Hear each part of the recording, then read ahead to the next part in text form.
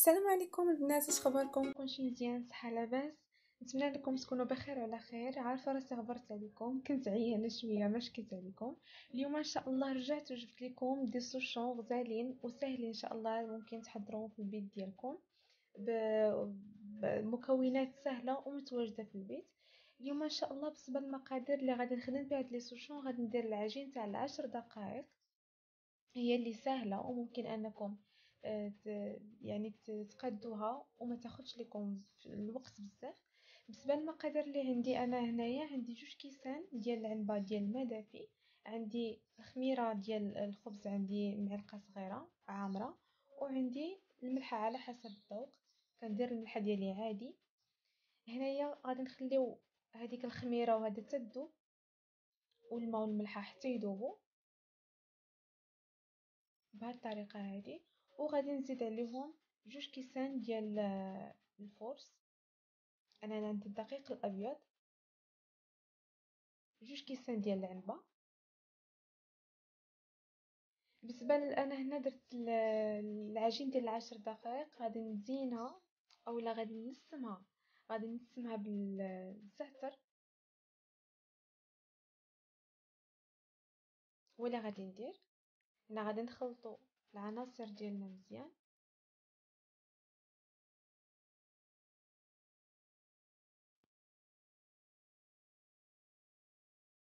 هنا كما قلت لكم غادي نضيفوا الزعتر ديالنا وغادي نخلطوها صافي، وغادي نخليوها تخمر لينا لمده 10 دقائق. وفي هذا الوقت هذا اللي هي كتخمر لنا، غادي ندوزو باش نحضروا الحشوه ديالنا، سهله والاقتصاديه. خليكم معايا.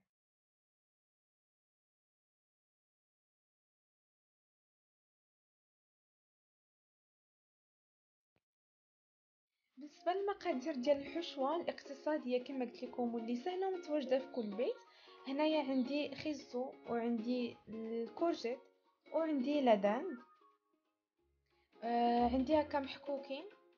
وهنايا بالنسبه للموسمات اللي عندي، انا عندي الصوجه، عندي القزبر والمعدنوس، وعندي السكينجبير والخرقوم، الملحه والثومه.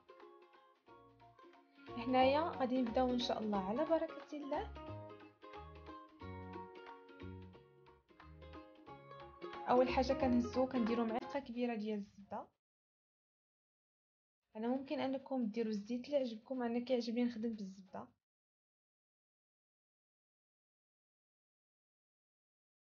كتذوب لينا هكا واحد شويه.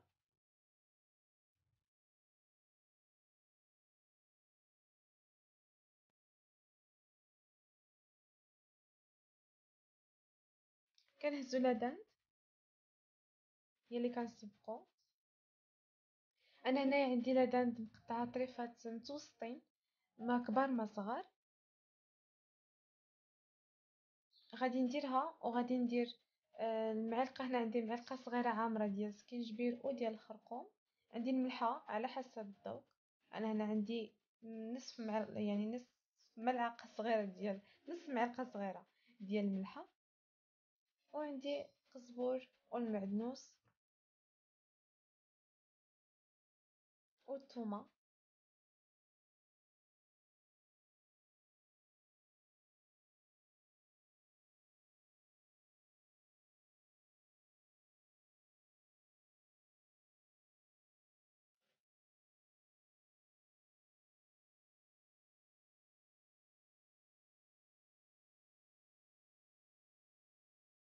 هنايا بالنسبه لداك العطريه اللي عندي ديال السكنجبير والخرقوم، قسمتها غادي نديرها للدانت، وغادي نديرها خليت شويه غادي نديرو حتى هو الخيزو والكورجيت.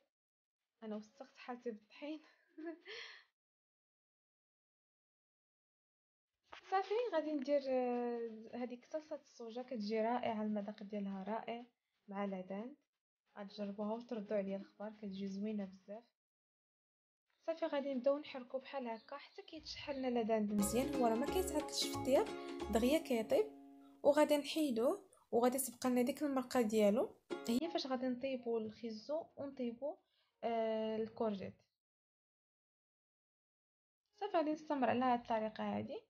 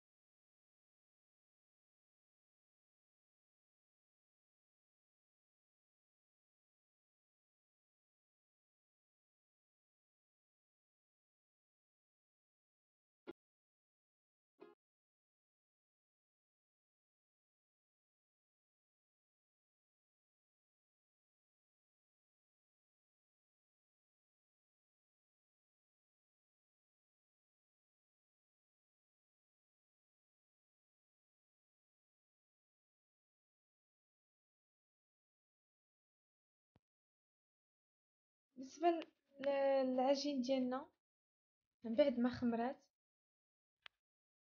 دابا غادي نضيفو عليها يعني كاس الا ربع ديال زيت المائده، وكنخلطوها بهذه الطريقه هذه. وغادي نزيدو نضيفو عليها 2 كيسان. انا هنايا جاني 2 كيسان ونص ديال الدقيق. هنا ممكن تستخدموا حتى الفينو، ماشي مشكل. تخلطوا ما بين الدقيق الفورس والفينو، ممكن تخلطوا بيناتهم. انا هنايا درت فقط الفورس بوحدو.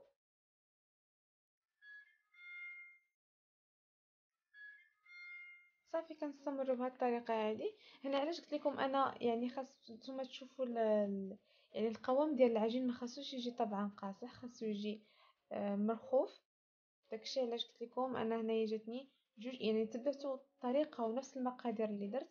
2 كيسان ونص ديال الدقيق اللي غادي يجيكم من بعد الخمره الاولى.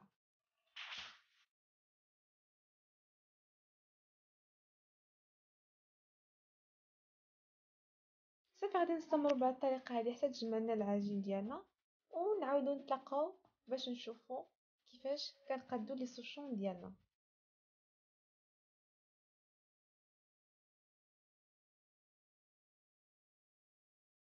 بالنسبه لهذا الحشوه ديالي، انا قطعت هنايا لداد، قطعته طريفات صغار كما كتشوفوا. ديك القراده اللي هكا ديال القزبر المعدنوس، هذيك اللي استخدمت.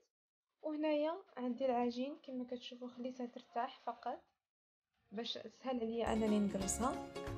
صافي غادي نقرص العجينه على شكل دوائر. غادي ندير الدائره الاولى بهالطريقه هذه. طريقه جدا سهله وما كتشدش لكم الوقت ابدا ابدا. هنا الفيديو جاكم طويل شويه حيت نتوما تبعتوا المراحل معايا، ما نقصش بزاف او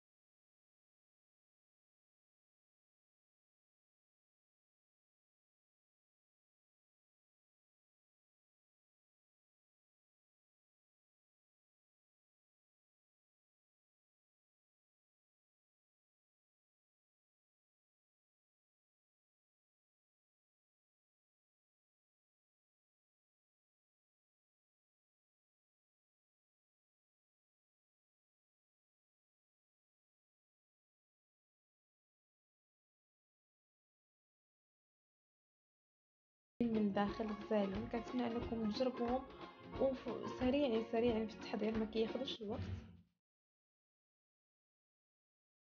وهكا كنكون وصلنا لنهايه الفيديو ديال اليوم، ونتمنى انه الفيديو تاع اليوم البسيط والاقتصادي ينال الاعجاب ديالكم. ما تنساش انكم تشتركوا في القناه ديالي وتفعلوا زر الاشتراك باش يوصلكم كاع الجديد اللي كندير ان شاء الله. وما تبخلوش عليا بالتعليقات ديالكم، وان شاء الله نتلاقاو فيديو جديد بحول الله.